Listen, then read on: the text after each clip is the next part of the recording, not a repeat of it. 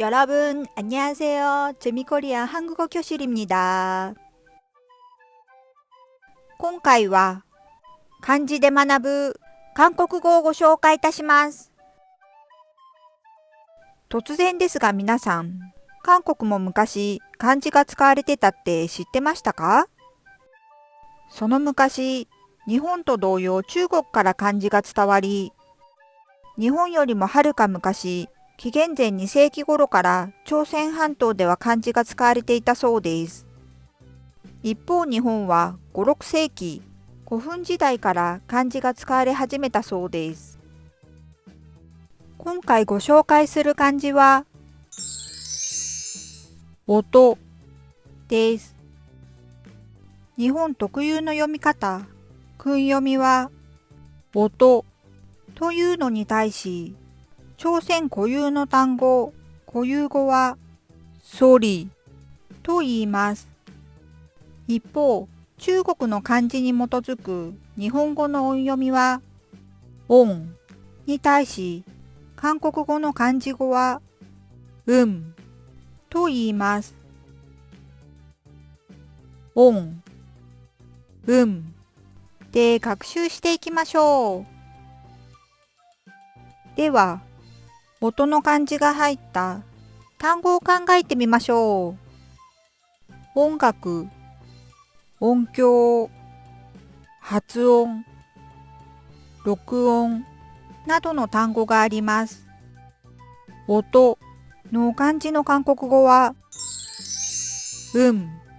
なので、あとは残りの漢字の韓国語がわかれば、単語を完成させることができます。音楽の楽の漢字は、なので、音楽は、となります。では皆さん、3回続けて言ってみましょう。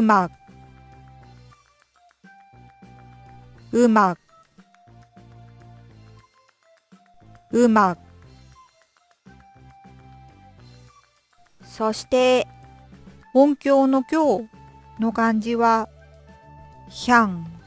なので、音響は、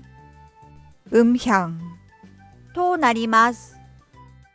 では皆さん、3回続けて言ってみましょう。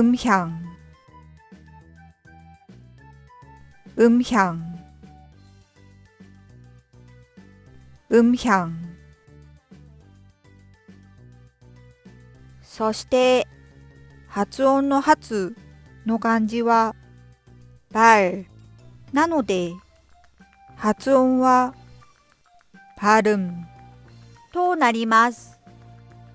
では皆さん、3回続けて言ってみましょう。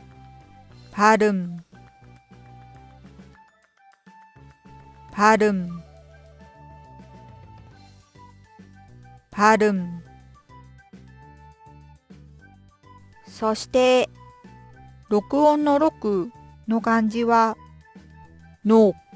なので、録音は、となります。では皆さん、3回続けて言ってみましょう。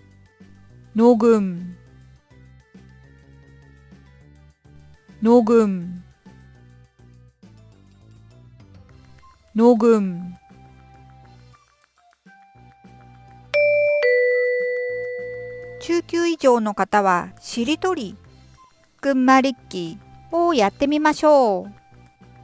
最初、日本語の漢字でしりとりを考えます。音楽、楽器、器具、具体、体育、育成と考えたとします。漢字が同じであれば、韓国語も同じなので、該当する韓国語を当てはめていきましょう。楽器、器具、구체、체육、육성。このように日本人の特性を生かして芋づる式に単語を増やしましょう。今回のレッスンはここまで。最後にいいねとチャンネル登録を。잘 부탁드립니다。チェミコリアン韓国語教室でした。